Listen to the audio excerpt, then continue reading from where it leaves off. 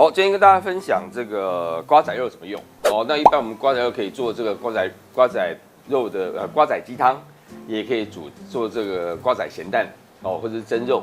那其实还有很多不同的做法，因为瓜仔这个国亚还有很多种，比如说有胡瓜的啦，有这个菜心的啦。啊，这个只要去任何的便利商店其实都买得到。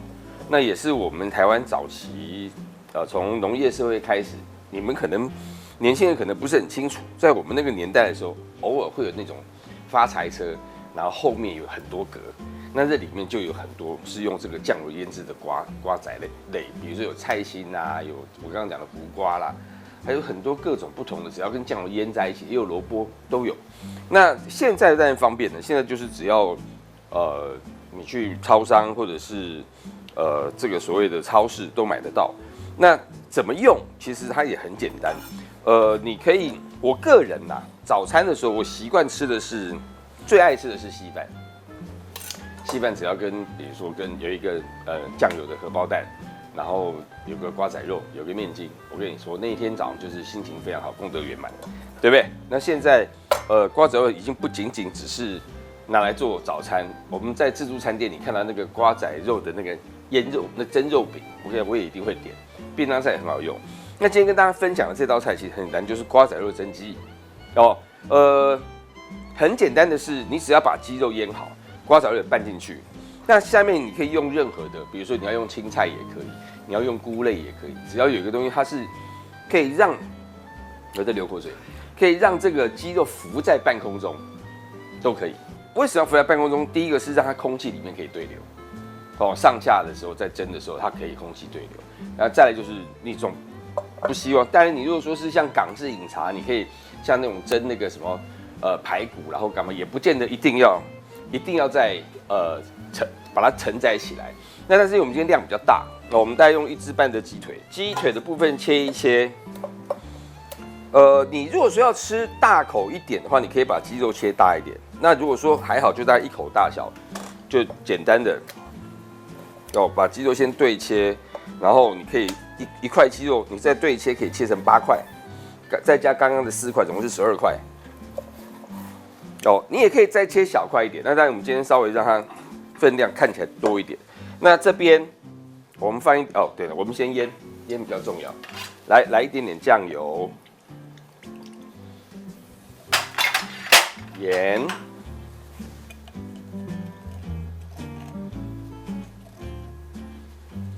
可以味道稍微重一点点，因为我们待会还会带打水进来。那我们打水进来的时候，待会在蒸的时候，它这个鸡肉就会出汤汁。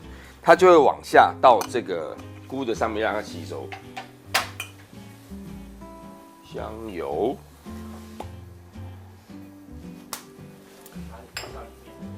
来一点酒，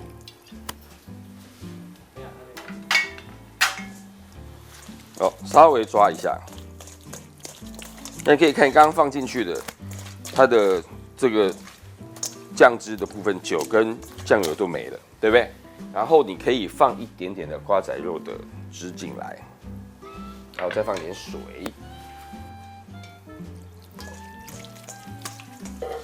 尽可能让它的我们在抓的过程当中，让它的水分可以吸进去。我刚刚放了很多，现在陆续有吸了一些进去，然后再给它一点时间，一直吸到它没有办法再吸水为止。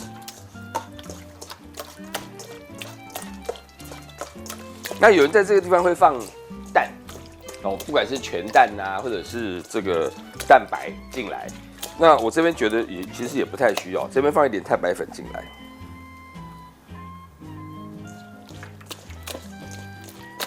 那它带点，因为今天用的是鸡腿肉，如果说你今天用的是鸡胸肉，我就建议你放一点全蛋进来。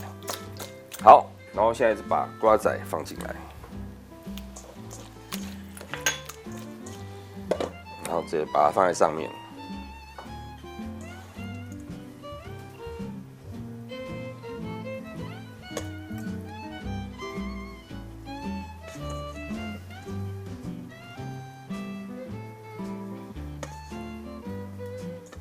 好，你可以看到，旁边这边没有完全覆盖上，所以现在放去蒸的时候，它的空气就会对流。那蒸的过程当中，水分也会让菇吸收，然后上面留下来的汤汁也会让菇吸收，所以在吃起来的时候，不但是鸡肉很嫩，然后菇也是很滑。你要记住一件事情，就是蒸的时候，你的这个水一定要是滚的状态，因为水滚的时候是100度，所以它上去蒸的时候，但它不会到100度啦，它大概会稍微降一点。那如果说你没有滚的情况之下，你第一你不好测时间，好比说我们现在放进去，我大概预计它蒸大概8分钟到10分钟，那如果说你现在放进去，它在水没有滚的情况之下，它从没有到滚多少时间你不知道，所以那段时间基本上，如果说你是冷水，你还没有放滚水下去蒸的话，这个上蒸的这个过程中，基本上对鸡肉跟蒸鱼或蒸什么是没有效果的，那它反而会把时间拉长。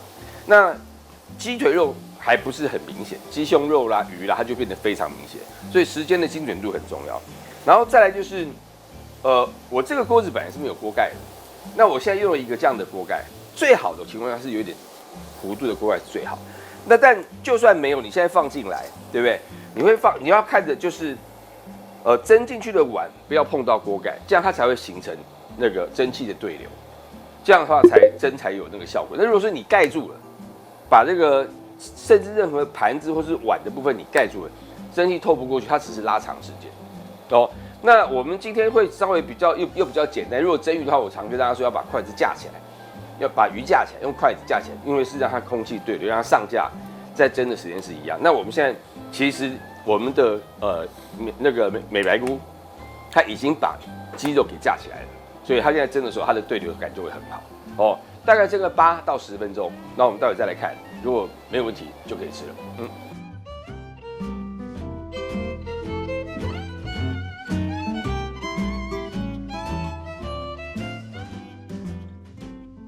好，差不多10分钟其实8分钟就够了，10分钟是让它确定它一定会熟。但如果说今天是鱼或者是这个鸡胸，可能大家时间上要稍微抓准一点。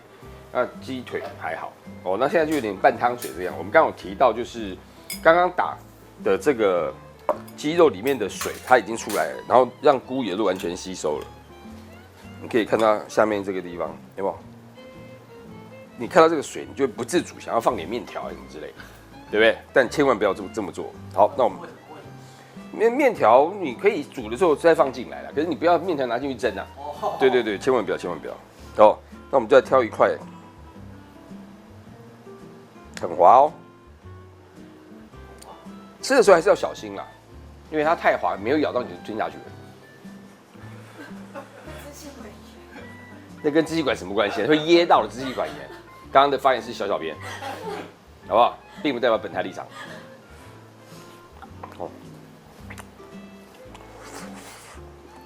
我跟你说，